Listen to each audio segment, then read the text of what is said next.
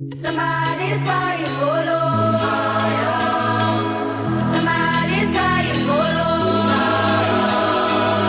I need you not today. I need you right away. Somebody's in this bed. Somebody feels like no one cares. Somebody's in this bed. Somebody feels like no one cares.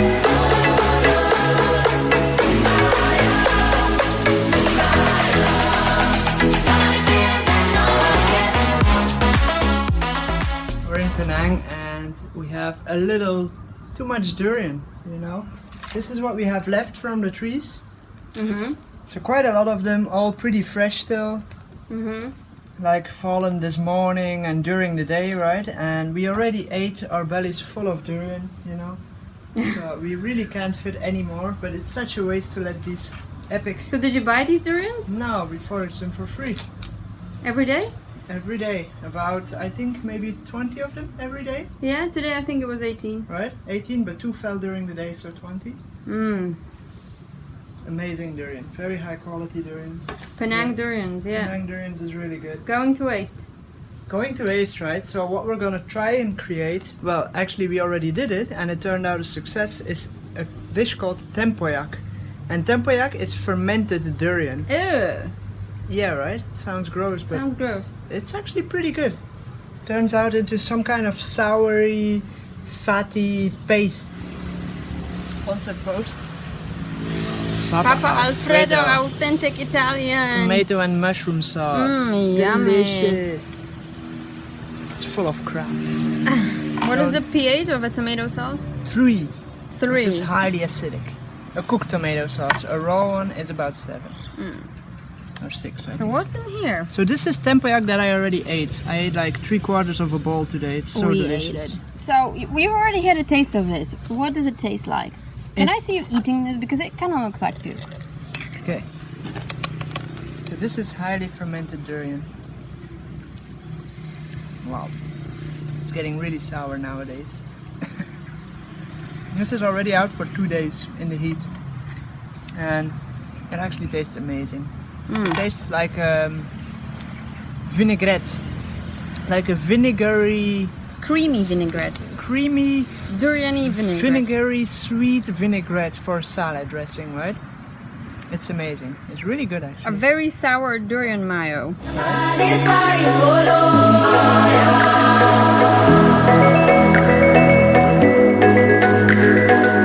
I need you not today.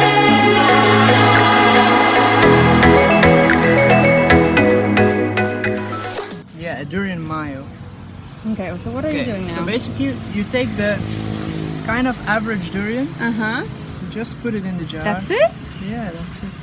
I thought you had to add like salt or something or chili. No, well yeah, normally they add salt and chili, but that's just to ruin your taste buds, so we're not doing that this time. So it actually worked without the salt? Oh, easily, yeah. Easy, right? Why would you need the salt? Salt doesn't ferment anything. Salt doesn't, I mean, salt just ruins your taste buds. And your mood the next day. I thought you put it in a blender. I mean, last time you made it at night, so I kind of missed the whole procedure. No. You'll see how I make it, my friend. My friend. My little friend. I was waiting for that. Yeah? I remember the first time you called me my little friend. I think we were in Les, In Bali. in Bali, yeah. I love it when you call me that. Okay. That's still a very okay durian. So basically you have a jar of durian. Yeah. And then what you do is you take a fork and you mash it. Like you would make a mayo. Right? You mash it like that. Well, the way I used to make mayo was I would put eggs and olive oil in a blender. No.